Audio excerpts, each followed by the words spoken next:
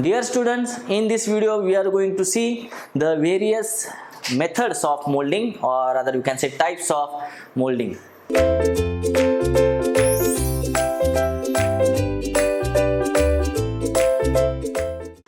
So mold or molding methods.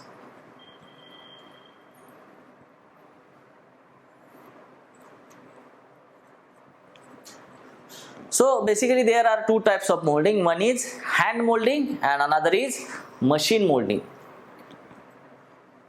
Hand molding and machine molding.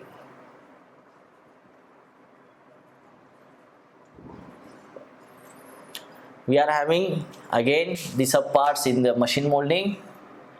That is, one is jolting machine we are having, then we are having squeezing machine, then we are having jolt and squeeze,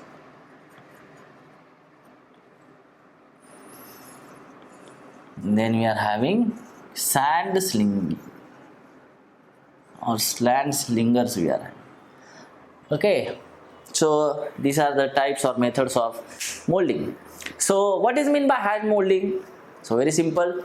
If the ramming force required for the molding of the sand is done by the human hands, it is known as the hand molding operation. Okay, so ramming force is applied by the human hand, it is a hand molding technique. Okay, now as you can see, it is a hand molding, it is done by the human hands. So what are the advantages and what are the limitations or disadvantages of this technique? So definitely if you are doing this operation of molding with the hand, so production rate is definitely low because humans are producing, there is no machine. Then you can see the ramming force. If you talk about the ramming force given by the human hand is not same every time. So every time the quantity of force that is used for the ramming is not same. There may be the deviations, yes or no? So the ramming force is variable here in the hand molding.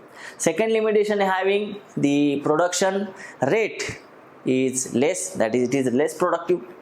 But if you talk about the advantages of this hand molding technique is that, so see, any pattern which is having some projections or some complex pattern is there, intricate pattern is there.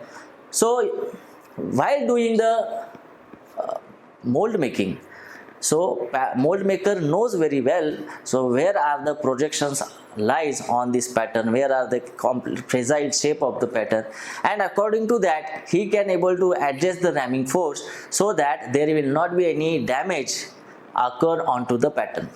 So because it's a human tendency, yes or no, by looking at this shape he can decide how much ramming action is required, but machine is not going to do that, yes or no. So the very important application of this hand mold technique is that the human hands are doing the ramming action and they know where are the projection, where is a delicate or fragile projection is coming onto the pattern, and how to handle that by using this ramming force. Okay, so definitely in that case the hand molding is having the advantage. Okay, so this is about hand molding. Now what is the machine molding? In machine molding we are having the four types: jolting, squeezing, jolt and squeezing, and sand slinging. We will see it one by one. So what is jolting?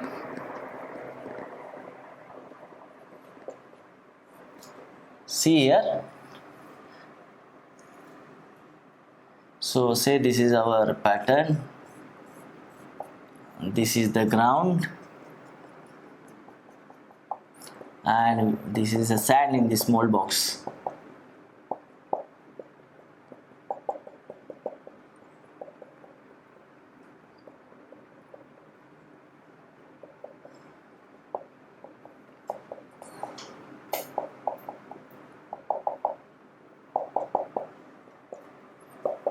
Okay. Now in jolting operation, what is done? See here, the sand filled mold is raised to a certain height and allow it freely falling onto the ground, so that the impact caused by this mold is get converted into the reaction, okay, according to Newton's third law, and that reaction is giving the ramming force onto this mold. Okay, so this is actually the jolting operation. So understood from the ground, so it is raised, maximum height is for raising this mold from the ground is 5 centimeter. So it is raised to the certain height and allowed freely to fall onto the ground, so that the impact which is given by the ground will be used as the ramming force for the mold making. So this is the jolting technique. Understood? But the thing is that whenever you are doing this, so this is our pattern, and say this is the top portion, this is the middle, and this is the bottom. So you are very clever, you can get the thing is that in this molding technique, whatever the strength obtained by the mold at the bottom portion, here I am saying here, is definitely good because impact is causing nearby this portion, yes or no? But what happened to this top? So yes, of course, in this jolting operation, whatever the strength obtained by the mold at the bottom is good or better than the whatever strength is at the top. Okay, so that is the limitation actually for jolting operation. So the top portion of the mold is not having that much strength which is at the bottom. Okay, this is the jolting operation. Now what is squeezing? Squeezing. So in squeezing operation, say this is again, I am taking same thing, this is our pattern. Now it is resting on the ground and this is the molding sand. Now here this sand in the mold is squeezed by the squeezer plate.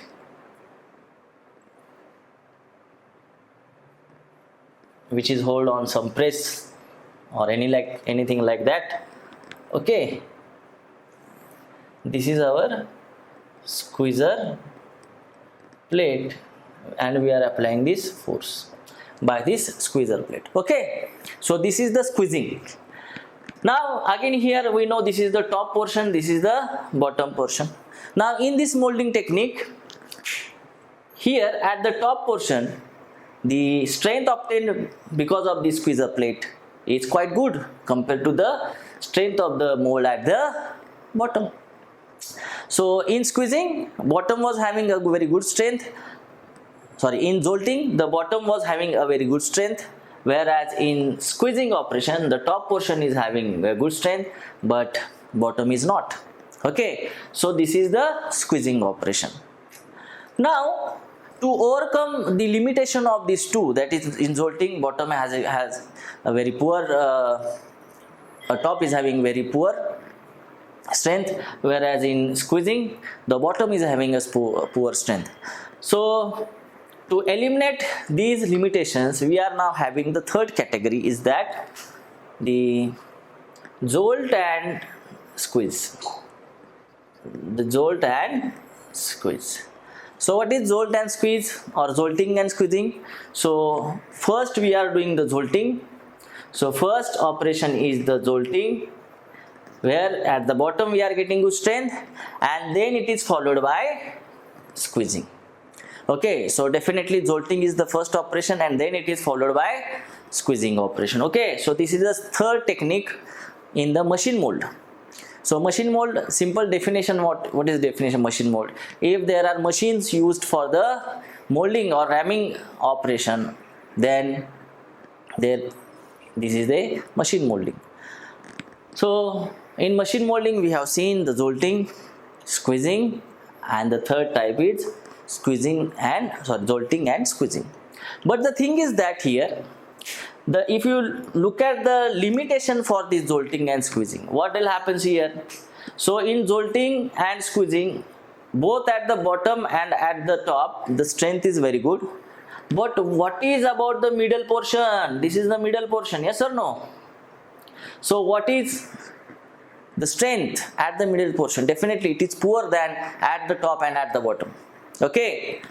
So this is the limit. This was the limitation actually for the jolting and squeezing. But this limitation can also be eliminated when we are using this technique, jolt and squeeze, for the mold height. For the mold height lesser than equal to 200 millimeter. Please remember this. If you are having the height of the mold lesser than 200 millimeter, then there will not be any problem with the strength at the middle portion. You will get the very good strength throughout the height of the mold. Whatever strength at the top is at bottom is at middle. Okay, so this is the thing only, please keep it in mind. The limitation of this jolt and squeezing can be eliminated when the height of the mold is lesser than equal to 200 millimeter. So this is the jolting and squeezing. Now what will happen when the height of the mold is more than 200 mm? Every time it is not possible, no, that we should have the height lesser than 200 mm. So in that condition, we have to go for the next or last molding technique. It is known as the sand slinging. Okay. So the next molding technique is sand slinging. See, these are all machines. Jolting is a machine, squeezing is a machine, jolt squeeze is a machine. The sand slinging and the sand slingers are the machines. Okay. So here, what happened? So here, what is done in sand slingers? So here, small quantity of the sand is being thrown into the mold cavity or into the mold with the equal amount of force. So for every throwing of the sand into this mold is with the equal amount of force. So you will get the uniform force throughout, uniform ramming action throughout, irrespective with the height of the mold. Okay, it maybe is more than 200 millimeter and lesser than 200 millimeter, no issue, but it is basically used for the mold height more than 200 mm. So definitely for that, this is the sand slinger. From here we are throwing the sand with the equal amount of force into this mold box, and then we are making this mold. Okay, so after finishing this process, if you check the strength anywhere at the top, at the bottom or at the middle, you will get the equal amount of ramming action or equal amount of strength into mold. So these are the sand slinging machines or sand slingers. Small amount of quantity is thrown into the mold box with the equal amount of force so that the uniform strength is obtained. So these are the machine molding techniques: jolting, squeezing, jolt and squeezing, and the sand slinging. So in this way, students, we have discussed about the various types of mold making techniques. In that, hand molding was there and machine molding was there. We have understood all these things. Thank you so much.